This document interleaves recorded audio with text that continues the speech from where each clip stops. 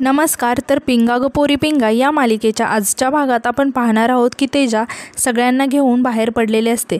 जेव्हा त्या सगळ्याजणी नाक्यावरती येतात तेव्हा तेच गुंड त्यांच्यासमोर येतात आणि त्यांची अजून छेड काढायला लागतात. सगळ्याजणी खूप घाबरलेल्या असतात. मात्र तेजा खूप रागाने त्या गुंडांकडे बघत असते. आता तेजा आणि मिठ्ठू इकडे तिकडे बघत हाड हाड म्हणायला लागतात. तेजा आणि मिठ्ठूला हाड हाड म्हणताना बघून सगळेच हाड हाड म्हणायला लागतात आणि ते गुंड शॉक होऊन इकडे तिकडे बघायला लागतात. आता त्यातील एक गुंड वल्लरीचा हात पकडतो आणि म्हणतो की जास्त शहाणपणा सुचतोय का, राडे घालायचे आहेत का तुला. वल्लरीला असं पकडलेलं बघून तेजा रागाने म्हणते की काय बोलायचं आहे ना ते बोल, माझ्याशी पंगा घे. आता त्यातील दुसरा गुंड तेजाला हाताला पकडत म्हणतो की माझ्याशी बोल ना, तू काय बोलायचं आहे तुला. तेजा रागाने म्हणते की बाजूला व्हायचा. तर तो गुंड म्हणतो की नाही होणार, काय करणार. यावर तेजा म्हणते की मी परत एकदा सांगते बाजूला हो, आम्हाला जाऊ दे नाहीतर परिणाम खूप वाईट होतील. तो गुंड बोलतो की नाही होणार, सनी भाई बोलतात आपल्याला, सनी भाई. हे बघून श्वेता म्हणते की सनी भाई, अरे हा तर दादा आहे आपला. आणि ती हात जोडत म्हणते की सनी भाई. मग सगळ्याच जणी श्वेताच्या पाठी सनी भाई म्हणून ओरडायला लागतात. तितक्यात मिठ्ठू थोडंसं बाजूला जाऊन त्यांचा व्हिडिओ काढायला लागते. मिठ्ठूला असं व्हिडिओ करताना बघून ते गुंड रागाने मिठ्ठूला पकडायला जातात.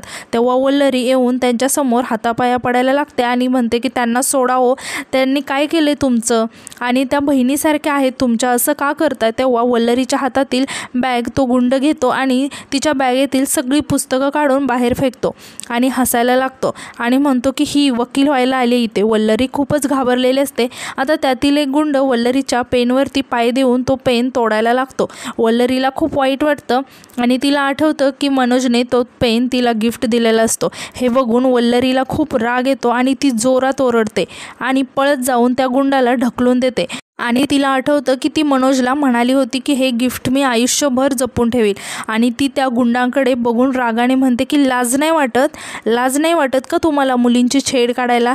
आणि ती खाली पडलेली एक दगड घेऊन टॉवेलमध्ये गुंडाळते आणि रागाने म्हणते की तुम्हाला काय वाटतं, आम्ही आमची स्वप्न घेऊन एका शहरात येतो, तुम्हाला काय वाटतं तुमच्यासारखे शिट्ट्या वाजवून मुलींना छेडणं इतकं सोपं आहे का. असं म्हणून ती त्या गुंडांना मारायला लागते. वल्लरीचं हे रूप बघून सगळे शॉक होऊन वल्लरीकडे बघायला लागतात. आता वल्लरी त्यांना मारत रडत म्हणत असते की रोज आम्हाला नवीन गोष्टींसाठी झटावं लागतं. मिठ्ठू वल्लरीचा व्हिडिओ काढत असते आणि म्हणत असते की मार त्यांना, चांगलं मार. तेजा खूप शॉक होऊन वल्लरीकडे बघायला लागते. वल्लरी मारत म्हणते की एवढं सगळं झाल्यानंतर सुद्धा आम्हाला लोकांना उत्तरं द्यावी लागतात. एवढंच नाही तर रोज लोकांच्या नजरेत आम्हाला पडावं लागतं. 100 प्रश्नांची 100 उत्तरं द्यावी लागतात. आता सगळेजण त्या गुंडांना मारायला लागतात. श्वेता म्हणते की रोज आम्ही जीव मुठीत घेऊन जगतो, यांच्यामुळे तुम्ही आमचं जगणं मुश्किल करून सोडता. आता तेजासुद्धा म्हणते की आणि तुम्हाला ही अशी मर्दानगी दाखवायची आहे का. मिठ्ठू व्हिडिओ काढत असते आणि म्हणते की तेजा मार त्यांना. वल्लरी म्हणते की तुम्हाला काय वाटतं मुलींना छेडलं म्हणजे तुमची मर्दानगी सिद्ध होते. वल्लरी म्हणते की मुलींना छेडण्यामध्ये मर्दानगी नाही आहे. आता ते सगळे गुंड खाली पडलेले असतात. सगळ्यांनी त्यांना खूपच मारलेलं असतं. आता वल्लरी खूपच रडायला लागते. सगळेजण वल्लरीजवळ येतात. आता इकडे आपण पाहतो की बंडू आणि त्याची बायको बाल्कनीतून हे सगळं बघत असतात. आता बंडूची बायको त्याला म्हणते की आपण एक काम करूया, आपण आज जाऊन किचनच्या विंडोमधून बघूया, म्हणजे पोलिसांना उगाच आपल्यावरती डाऊट येणार नाही. बंडू म्हणतो की डाऊट आता अजून काही बाकी राहिलं आहे का डाऊट येण्यासारखं. त्या मुलींना समजलं असणारच आहे. आता इकडे आपण पाहतो की इकडे पोलीस आलेले असतात व पोलीस त्यांना येऊन विचारतात की काय झालं नक्की. तेव्हा प्रेरणा सांगते की खूप दिवस झाले हिची छेड काढली. प्रेरणा श्वेता पोलिसांना सगळं सांगत असतात. इकडे वल्लरी हातामध्ये पेन घेऊन खूप रडत असते. आता तेजा वल्लरीजवळ येते आणि तिला चहा घे म्हणते, पण वल्लरी नको म्हणून मानेनच खुणावते. तेव्हा तेजा तिला म्हणते की अगं घे. तेव्हा वल्लरी चहा घेते. आता तेजा वल्लरीला म्हणते की वकील व्हायची हाऊस तर खूप आहे. वल्लरी आश्चर्याने तेजाकडे बघायला लागते. तेव्हा तेजा म्हणते की नाही, म्हणजे मगाशी जे काही बोललीस ते भारी बोललीस, एक नंबर, आपल्याला आवडलं.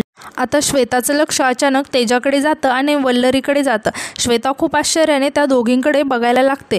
इकडे तेजा वल्लरीला म्हणते की एक गोष्टचं आश्चर्यच वाटतं, पण तू जे पण काय बोलली ते सगळं असं रडून का बोललीस. नाही, चांगलं खडसावून सांगायचं ना त्या सगळ्यांना. वल्लरी म्हणते की तेच नाही जमत ना मला खडसावून सांगायला, भांडायला लागलं की रडायला येतो मला, नाही सांगू शकत खडसावून मी.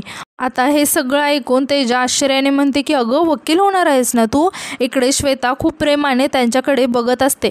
तेजा वल्लरीला म्हणते की कोर्टात हे असं वागून कसं चालणार आहे. नाही, पुढे काय काय होऊ शकतं. कोर्टामध्ये लढावं लागेल, भांडावं लागेल, वेगवेगळी चॅलेंजेस येऊ शकतात. समोरचा वकील तुझा अपमान करेल, खोटं साक्षीदार उभे करेल, नको ते पुरावे सादर करेल, जज पुरावे मागतील, तेव्हा काय करशील. असं रडत बसणार आहेस. वल्लरी म्हणते की नाही. तेजा शॉक होऊन वल्लरीकडे बघायला लागते आणि म्हणते की घे चहा घे. आणि तेजा अडखळत म्हणते की एनिवे गुड वर्क. इकडे श्वेता आनंदाने त्या दोघींकडे बघत असते. आता तेजाचं लक्ष अचानक श्वेताकडे जातं. श्वेता तेजाकडे बघून हसायला लागते. तेव्हा तेजा मला काही पडलंच नाही असं दाखवून दुसरीकडे बघायला लागते.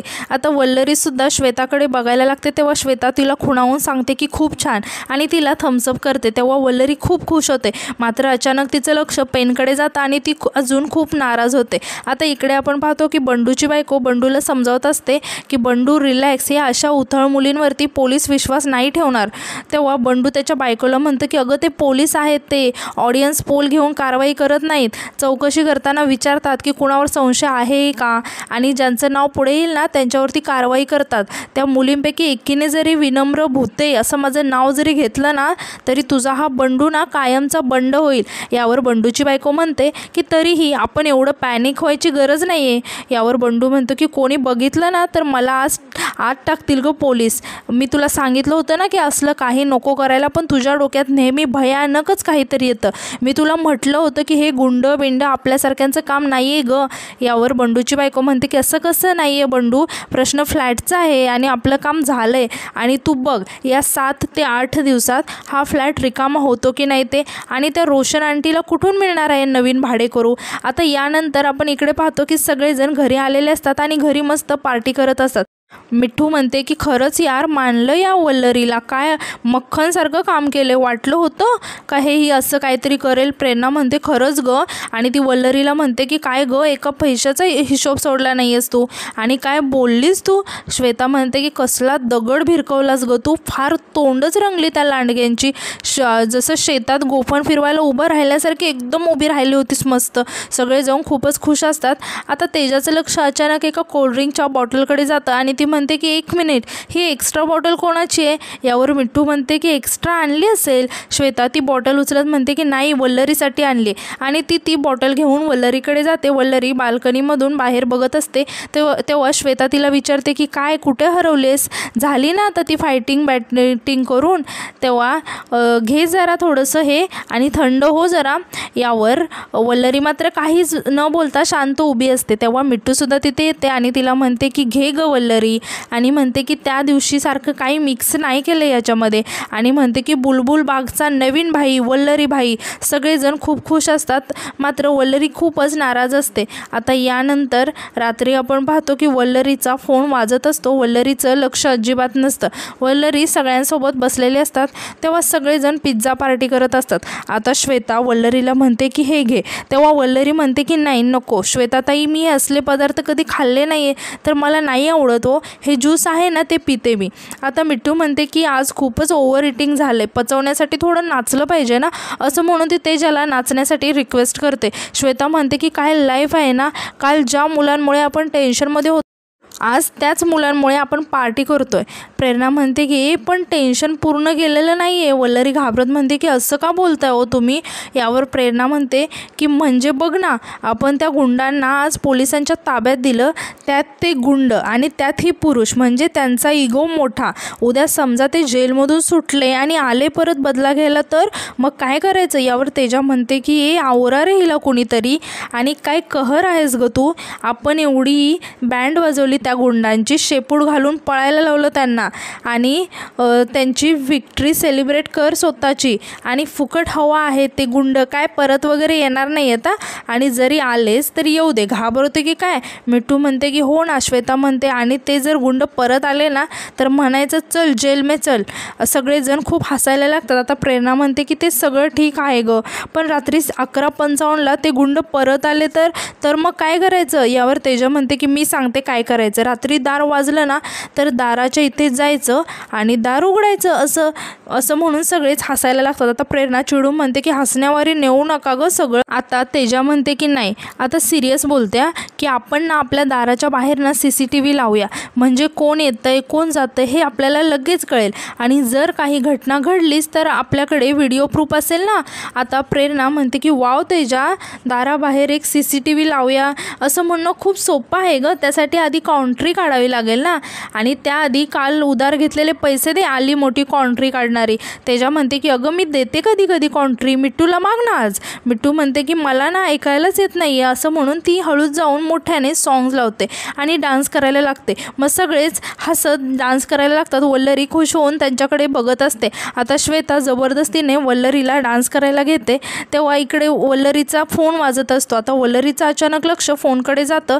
वल्लरी बाल्कनीत जाऊन फोन घेते, तेव्हा अमितचा फोन आलेला असतो. आता अमित वल्लरीला विचारतो की वल्लरी अगं कुठे आहेस तू. वल्लरी म्हणते की कुठे जाणार आहे, इथेच आहे की. तेव्हा अमित वल्लरीला विचारतो की काल कॉलेजला का नाही आलीस तू, 2 दिवस झाले, तब्येत बरी आहे ना तुझी, बाकी काही प्रॉब्लेम तर नाही आहे ना. हे बघ तुझे कॉलेजमधले लेक्चरसुद्धा मिस होत आहेत आणि हे बघ काही असेल तर मदत करायला मी आहे, मला सांग. तितक्यात वल्लरीला मनोजचा कॉल येत असतो. मनोजचा कॉल आलेला बघून वल्लरी अमितला घाबरत म्हणते की मी नंतर फोन करते आणि असं म्हणून ती अमितचा फोन ठेवून देते. आता वल्लरी मनोजचा फोन उचलते आणि म्हणते की हॅलो. मनोज खूप वैतागलेला असतो आणि म्हणतो की वल्लरी अगं कुठे आहेस तू आणि तू फोन का नाही उचलत आहे आणि आज सकाळपासून मेसेज पण नाही बघितले आणि फोन पण उचलत नाही, काय झालं आहे आणि आता तुझा फोन पण बिझी लागतोय तर काय समजायचं माणसाने आणि तुला खूप मिस करतोय मी, तुला काय वाटतं की नाही आणि नवऱ्याची काय आठवण बिटवण येते की नाही. वल्लरी घाबरत म्हणते की नाही नाही हो असं काही नाही, मी तुम्हाला फोन करणारच होते. तेव्हा मनोजला काहीच ऐकायला येत नसतं. मनोज म्हणतो की अगं तू बाहेर आली आहेस का, जरा मोठ्याने बोल ना, गाण्याचा आवाज काय येतोय. वल्लरी म्हणते की अहो नाही ते त्या मुलींचं सेलिब्रेशन चालू आहे ना त्यामुळे आवाज येत नाही. मनोज विचारतो की सेलिब्रेशन कसलं. वल्लरी खूप घाबरते आणि स्वतःशीच म्हणते की सेलिब्रेशनचं काय बोलून बसली मी, यांना त्या गुंडांबद्दल कळलं ना तर उगाच काळजी करत बसतील माझी आणि ती खूप टेन्शनमध्ये येते. आणि आजचा भाग इथेच संपतो. धन्यवाद.